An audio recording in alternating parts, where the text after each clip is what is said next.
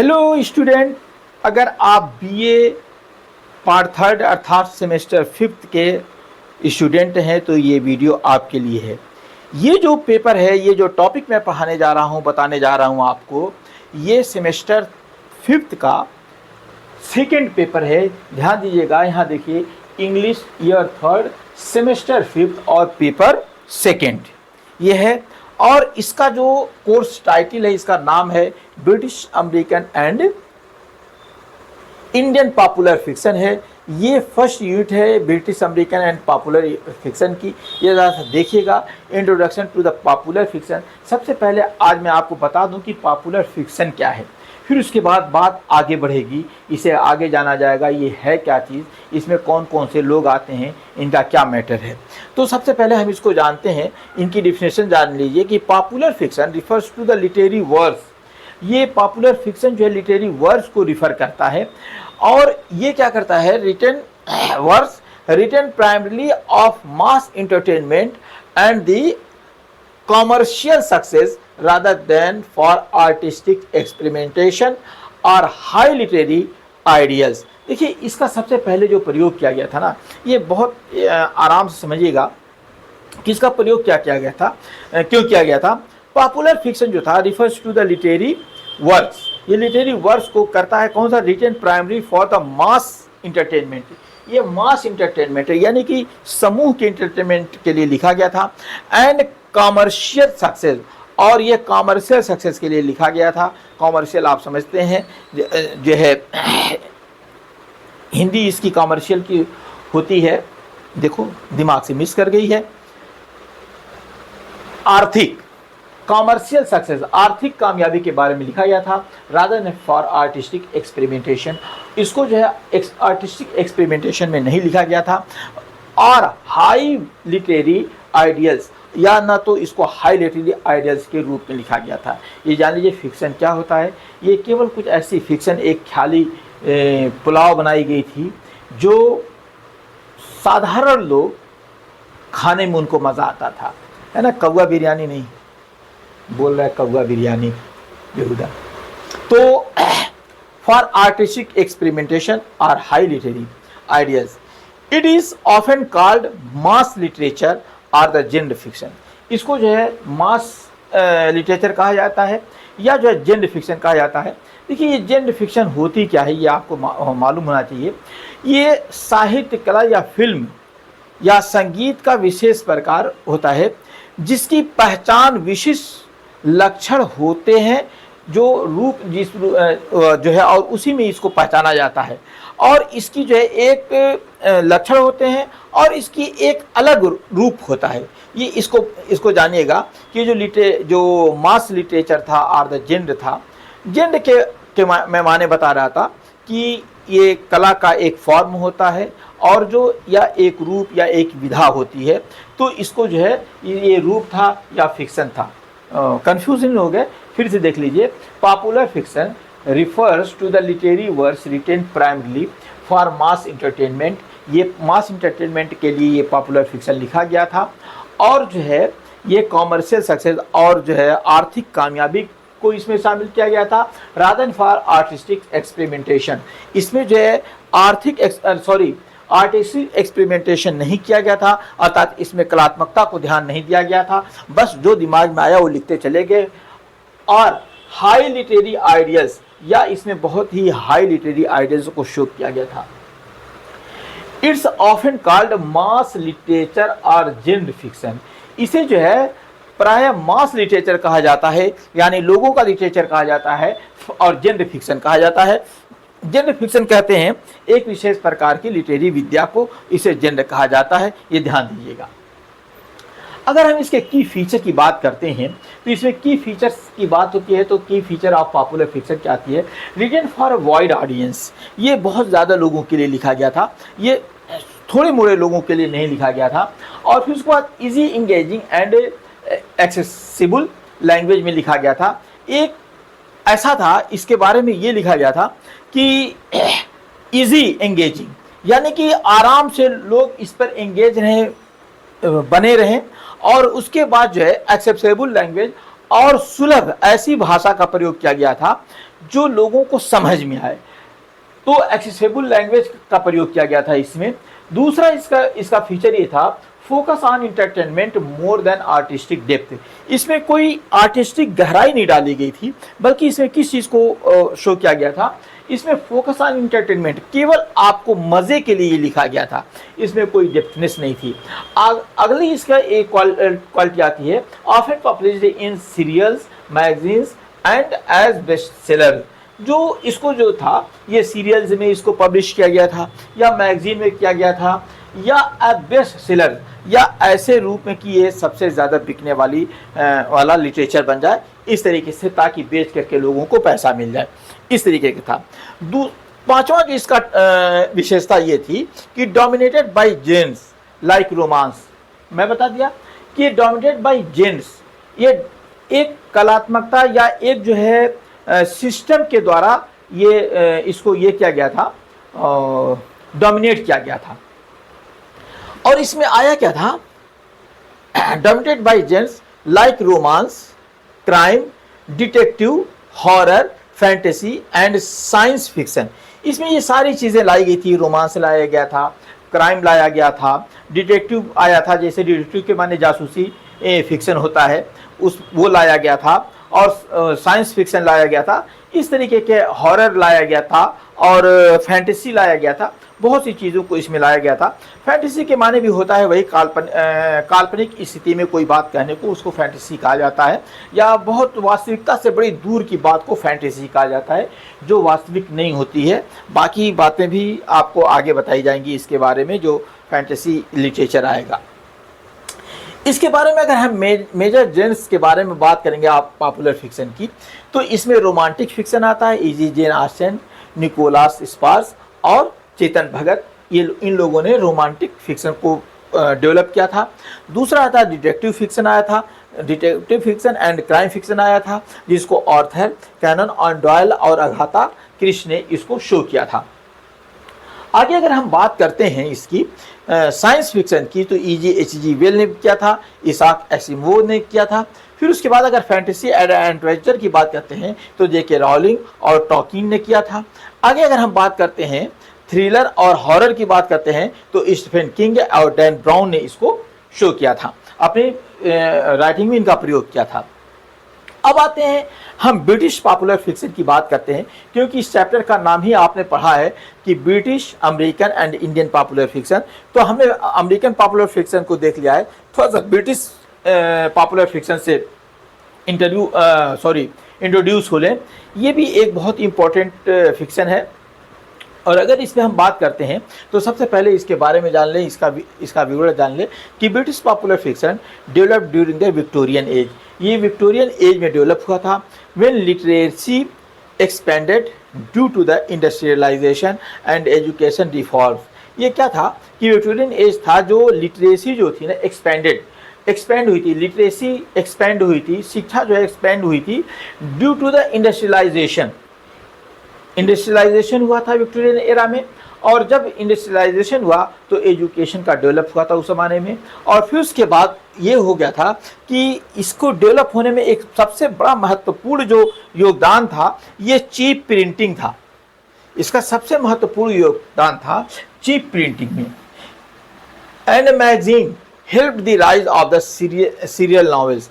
इस तरीके के नावल के लिए ये मशहूर हुई, और जो है प्रिंटिंग प्रेस आ गया था, जिसकी वजह से सारी चीज़ें सस्ती हो गई थी। और पहले किताबों पर बहुत ज़्यादा खर्च होता था लिखने पर, तो अब जो था प्रिंटिंग प्रेस आ गया था, जिससे ये सस्ता हो गया था, और मैगजीन जो डेवलप हुई तो बहुत से लोगों तक पहुंच गई थी।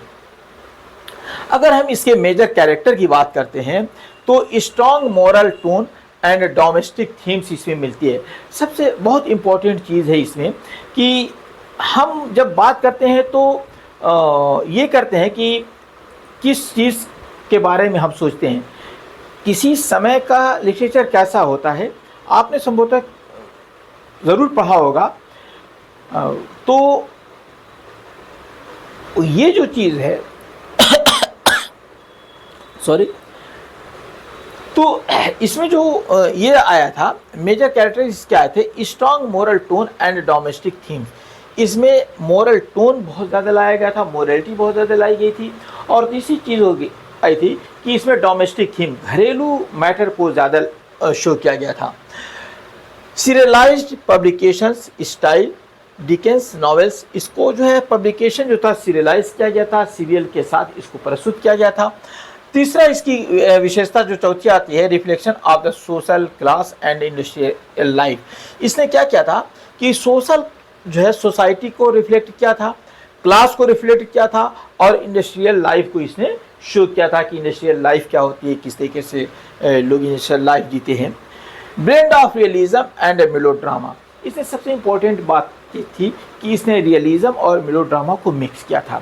तो ये जो है ब्रिटिश पॉपुलर फिक्शन में ये सारी चीज़ें आएंगी। अगर हम प्रोमिनेंट आथर, खास विशेष आथर की बात कर लेते हैं, देखिए मैंने यहाँ पे थोड़ा सा एक ये प्रयोग किया, ये डाल दिया इसको।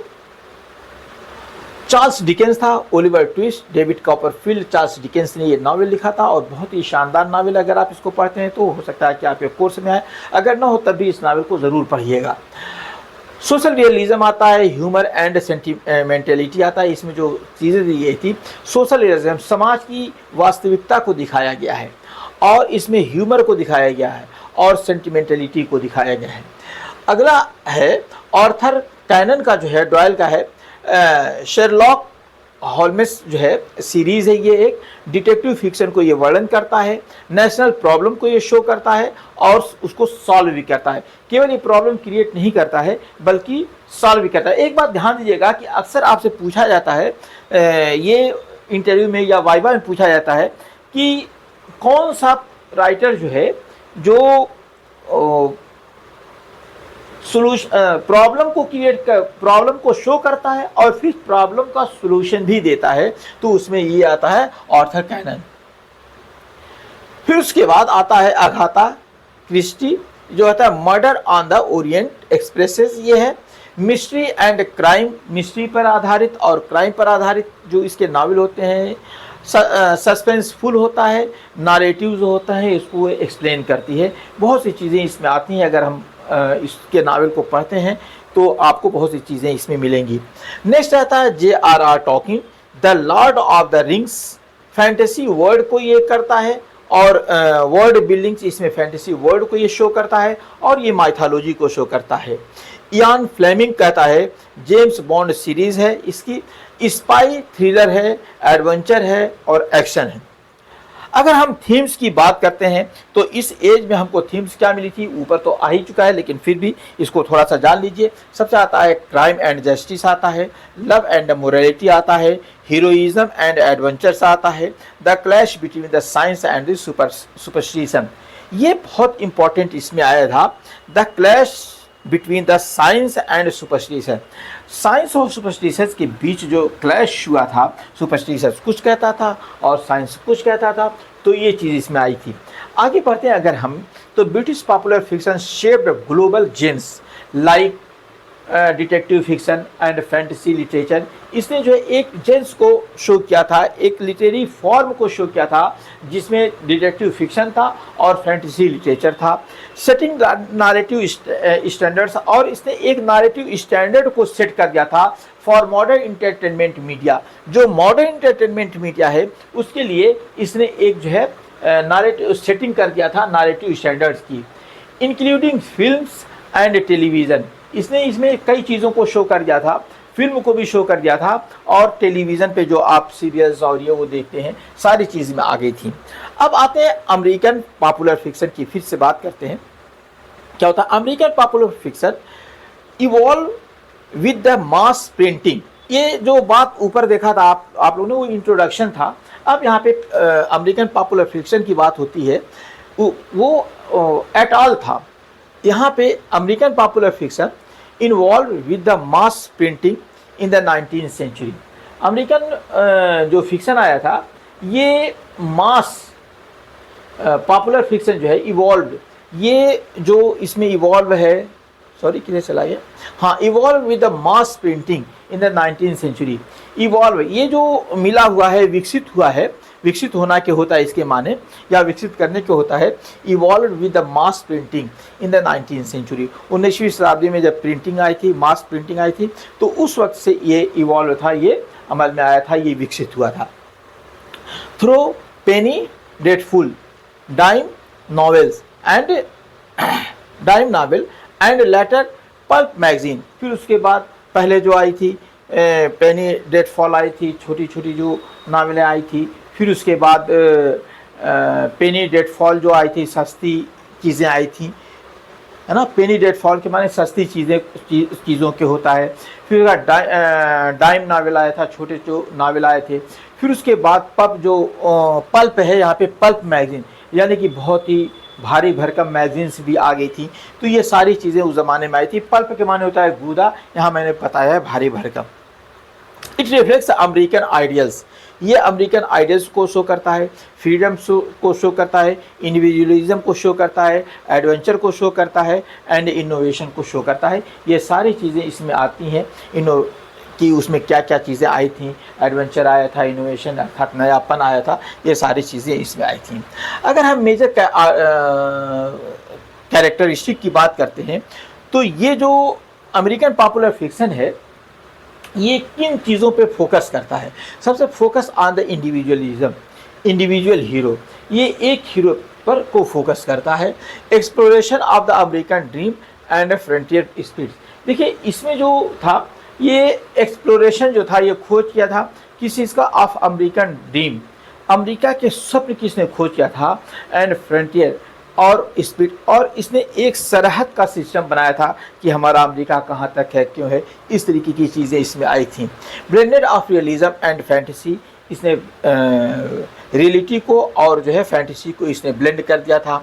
Social and moral issues of American life, America की सोशल और मॉरल जो है इशूज़ थे, जो मामलात थे, उसको भी इसने शो किया था। अब देखिए बात आती है, अगर हम बात करते हैं प्रोमिनेंट ऑथर्स की और वर्कर्स की बात करते हैं, तो इसमें जो चीज़ें आएंगी, सबसे इम्पोर्टेंट जो ऑथर्स आते हैं, इसमें सबसे पहले आता है मार्क ट्वेन आता है, the adventures of Tom Sawyer. Tom Sawyer के एडवेंचर्स को इसने शो किया है, इसमें ह्यूमर, सटायर एंड रियलिज्म को शो किया गया था। दूसरा है ईगर एलन पो आया था। एलन पो जो था द मर्डर्स इन द रू एंड मार्गो, ये एक ये नावल लिखा था। इसमें गॉथिक है, हॉरर है, डिटेक्टिव ओरिजिन्स है, ये सारी चीज़ें, ये सारे जेंस हैं, फॉर्म है। इसको आप बारी बारी से देखिएगा। एक मैं वीडियो बनाने वाला हूं, लेकिन अभी इस पर मैं नहीं बनाऊंगा, क्योंकि अभी मैं रिकवर करना चाहता हूं बीए के सारे कोर्सेज़ को, और बहुत ज़्यादा वीडियो है। अभी मैं आज बैठ के देख रहा था, तो इसमें बीए पार्ट 1 में अभी मुझे 38 वीडियोस शायद बनाने हैं। फिर उसके बाद 27 जो है थर्ड सेमेस्टर में बनाने हैं, और 5th सेमेस्टर में मिला करके भी 38 या कुछ इसी तरीके के वीडियोस हैं। तो काफ़ी वीडियोस देना है, तो समय बहुत कम है। अब तो मैं सोचता हूँ कि एक दिन में 2-2 वीडियोस डाल दूँ, ताकि आपके एग्ज़ाम तक सारे वीडियोस सारी चीज़ें रिकवर हो जाएं। तो इसमें ऐसा देखिएगा, सारी चीज़ों को देख लीजिएगा, इसके बारे में बात नहीं कर रहा हूँ। आगे देखिए स्टीफन किंग ने क्या किया था, द शाइनिंग।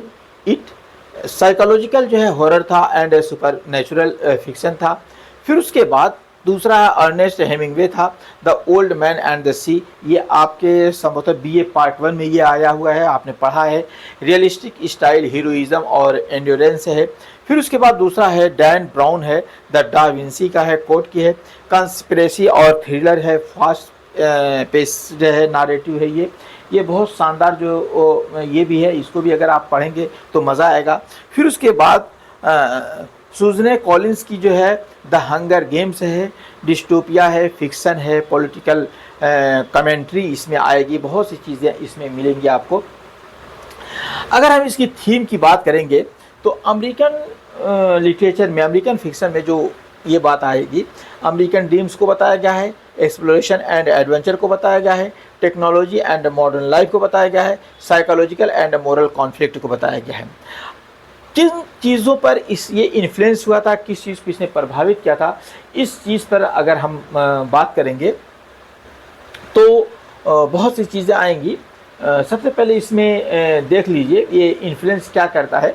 सबसे पहले American fiction dominates global popular culture through Hollywood adaptation. इसने क्या किया था कि इसने डोमिनेट कर लिया था, सबको अक्वायर कर लिया था, पॉपुलर कल्चर को उसने अक्वायर कर लिया था थ्रू किससे, हॉलीवुड एडाप्टेशन। हॉलीवुड को इसने शो करके हॉलीवुड के माध्यम से इसने सारी चीज़ों पर कंट्रोल कर लिया था। एंड वर्ल्ड वाइड रीडरशिप, और इसने क्या कहा, पूरी दुनिया में रीडर अपने रीडर को क्रिएट कर लिया था। मर्जी entertainment with thought provoking narrative. देखिए सबसे इम्पोर्टेंट चीज़ जो होती है थॉट्स प्रोवोकिंग। कोई भी चीज़ आप पढ़िए तो उसको ये देखिए कि आपके थॉट में क्या चेंज हुआ, किस तरीके से आपके सोचने का तरीका बदला, यही स्टडी होती है। तो इसने थॉट प्रोवोकिंग नैरेटिव्स उसमें डाले थे, कहानियाँ डाली थी। अब आइए बात कर लेते हैं इंडियन पॉपुलर फिक्शन की। इसमें इंडियन पॉपुलर फिक्शन क्या है, 3 चीज़ों को मैंने किया था, British, American and Indian popular fiction. तो इसमें इंडियन पॉपुलर फिक्शन क्या है, जैसा इसका इंट्रोडक्शन देख लीजिए पहले। Indian popular fiction emerge prominently after the 1980s with the rise of the English education. जब 1980 के दशक में इंग्लिश एजुकेशन का उदय होता है तो ये इंडियन फिक्शन जो है क्रिएट होता है। 1980 के दशक में क्या होता है कि rise of the English education, उस समय इंग्लिश एजुकेशन का ये हुआ था, उदय हुआ था। और ग्लोबलाइजेशन, उस वक्त लोग जो है पूरी दुनिया के बारे में जाने थे, तब ये जो है इंडियन फिक्शन का उदय होता है, सामने आता है। And urban middle class readers, और साथ में ये था कि 2 चीज़ें थी। एक तो 1980 के दशक में जो है इंग्लिश एजुकेशन क्रिएट हुई थी, ग्लोबलाइजेशन हुआ था, लोग बाहर गए थे और देखना शुरू किए थे, दुनिया देखना शुरू किए थे। और फिर उसके बाद अर्बन मिडिल क्लास रीडर्स, और इसने क्या किया था कि जो अर्बन मिडिल क्लास रीडर्स थे उनको भी इसने अट्रैक्ट कर लिया था। तो इस लिहाज से अगर इस दृष्टिकोण से देखा जाए तो इसका ये जो है थॉट्स हैं इंडियन पॉपुलर फिक्शन के। अगर हम बात करते हैं मेजर कैरेक्टरिस्टिक्स, अगर हम इसकी क्या विशेषताएं हैं, मेजर कैरेक्टरिस्टिक्स क्या हैं, तो सिंपल एंड कन्वर्सेशनल इंग्लिश थी इसमें, क्योंकि अभी इंडिया में बहुत ज़्यादा लोग इंग्लिश से अवेयर नहीं हुए थे और बहुत सी चीज़ें इसमें आई नहीं थी। तो एक जो है सिंपल एंड कन्वर्सेशनल इंग्लिश का प्रयोग किया गया था। Focus on middle classes youth and their aspiration, इस पे फोकस किस बात पे किया गया था, मिडिल क्लास पे फोकस किया गया था, यूथ को फोकस किया गया था, और उनकी महत्वाकांक्षाएं क्या हैं, उनके एस्पिरेशंस क्या हैं, उनकी इच्छाएं क्या हैं, उसको इसमें शो किया गया था। आगे थे blend of Indian tradition and western modernity.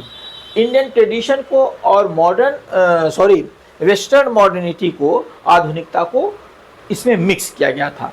Indian tradition जो भारतीय परंपराएं थी और साथ में वेस्टर्न मॉडर्निटी को भी उसमें ब्लेंड कर दिया गया था, मिक्स कर दिया गया था। अगला है influence of Bollywood story telling, और इसने बॉलीवुड की स्टोरी टेलिंग को भी इसने इन्फ्लुएंस किया था, प्रभावित किया था। अगर हम इसके प्रोमिनेंट पोएट की बात करते हैं तो वर्क और उनके वर्क्स की बात करते हैं तो इसमें क्या आता है, आर.के. नारायणन है, the guide, blend of realism and Indian philosophy.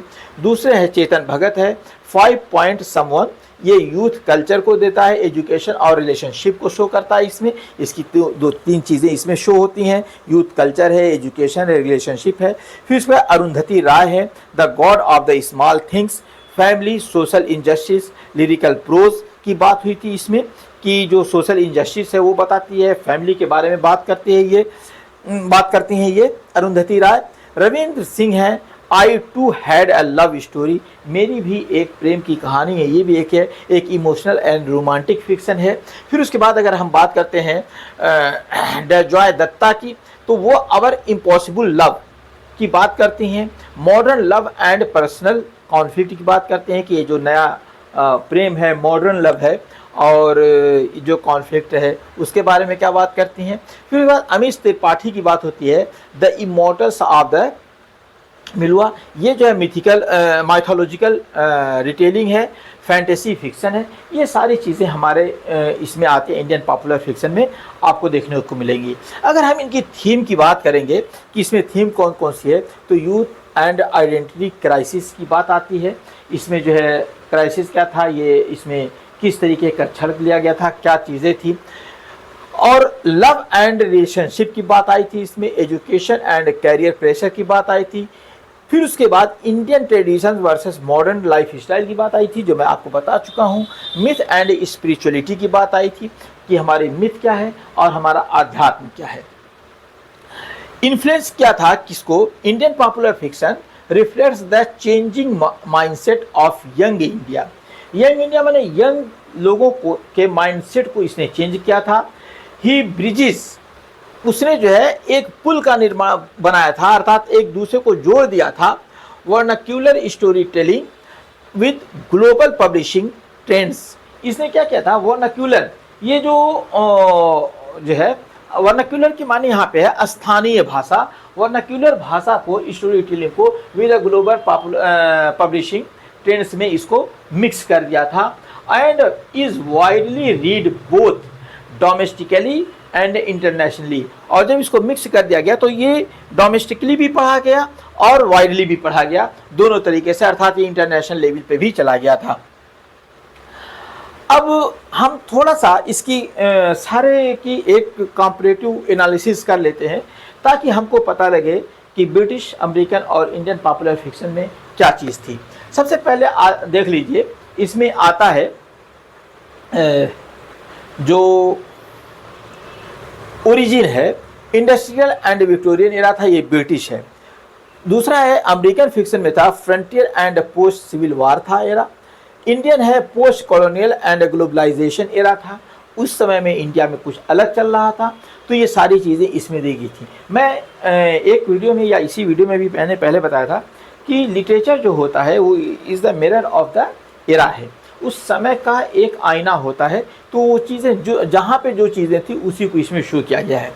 अगर उसी बात लैंग्वेज की बात करते हैं तो फॉर्मल लैंग्वेज है, डिस्क्रिप्टिव लैंग्वेज है, डायरेक्ट और नेचुरल है, और वो जो कन्वर्सेशनल लैंग्वेज है, कन्वर्सेशनल माने बातचीत की भाषा में इसमें कहा गया था। दूसरा है मेजर थीम जो आई थी इसमें, मोरालिटी क्लास की आई थी ब्रिटिश में, और क्लास क्या आई थी, सोसाइटी क्या आई थी, और इसमें अमेरिकन में इंडिविजुअलिज्म और फ्रीडम की बात आई थी। और अगर हम इंडियन फिक्शन की बात करेंगे तो उसमें लव, यूथ और कल्चर की बात आई थी। अगर हम आगे बढ़ते हैं, फेमस जेंस कौन थे, डिटेक्टिव फैंटेसी था, इसमें हॉरर था, और इस वाले में अमेरिकन फिक्शन में हॉरर था, थ्रिलर था, डिस्टोपिया था, ये सारी चीज़ें इसमें आई थी। फिर उसके बाद अगर हम बात करते हैं इंडियन फिक्शन की, तो इसमें रोमांस आया था, माइथोलॉजिकल फिक्शन आया था। ये चीज़ें इसमें दो चीज़ें इसमें इंडियन फिक्शन में आई थी। इसके पर्पस क्या थे, उसका उद्देश्य क्या था, डिटेक्टिव फैंटेसी पर्पस क्या था, मोरल एंड सोशल लेसन्स, वो मोरल और नैतिक और सामाजिक बात पढ़ाना चाहता था, बताना चाहता था। और ब्रिटिश अमेरिकन जो थे वो इंटरटेनमेंट चाहते थे, एक्सप्लोरेशन ऑफ द आइडेंटिटी, और वो अपने आइडेंटिटी को, अपनी पहचान को एक्सप्लोर करना चाहते थे, फैलाना चाहते थे। ये जो था अमेरिकन फिक्शन था। ये मैं इसको आप देखिएगा, जब आदमी सरहद की बात करने लगता है कि हम कहाँ तक हैं, हम कहाँ पहुँचे हैं, तो वही चीज़ होती है एक्सप्लोरेशन ऑफ आइडेंटिटी, अपनी पहचान वो बढ़ा रहे हैं। अगर हम इंडियन फिक्शन की बात करते हैं तो reflection of modern Indian society, वो मॉडर्न सोसाइटी को शो करता है। ग्लोबल बात करते हैं कि क्रिएटेड एंड्यूरिंग, अगर हम ग्लोबल इम्पैक्ट की बात करते हैं, ये ग्लोबल इम्पैक्ट है, ये ज़्यादा देखिएगा, ये लाइन से मत परेशान होइएगा। ये क्रिएटेड एंड्यूरिंग आर्किटाइप्स इसने किया था, ग्लोबल आर्किटाइप्स की बात किया था। और अगर हम ब्रिटिश की बात करते हैं, डोमिनेट्स पॉपुलर मीडिया, इसने पॉपुलर मीडिया को डोमिनेट किया था। और अगर हम इंडियन पॉपुलर फिक्शन की बात करते हैं तो एक्सपेंडिंग लीडरशिप अक्रॉस एशिया, इसने पूरे एशिया में अपनी लीडरशिप को बढ़ा दिया था। ये सारी चीज़ें थी। अगर हम कंक्लूजन ज़रा सा देख लेते हैं हल्का सा, क्या होता है, popular fiction with the British, American और Indian mirrors the spirit of its people and the age it represent. बात वही आ गई कि ये मिरर्स करता है, अर्थात वो आईना है किसका, people and the age it represent, वो उस समय के, तत्काल समय के पीपुल और उसके समय को वो शो करता है। British fiction give us moral realism and detective logic. हमें जो मोरल ब्रिटिश फिक्शन है ये हमें जो चीज़ देता है वो कई चीज़ देता है। जैसे इसमें देता है गिव अस मोरल रियलिज्म, नैतिक वास्तविकता देता है, और डिटेक्टिव लॉजिक देता है। फिर उसके बाद अमेरिकन फिक्शन जो होता है broad the power of imagination and innovation आता है। फिर उसके बाद अगर हम इंडियन फिक्शन की बात करते हैं, blended the tradition with modernity.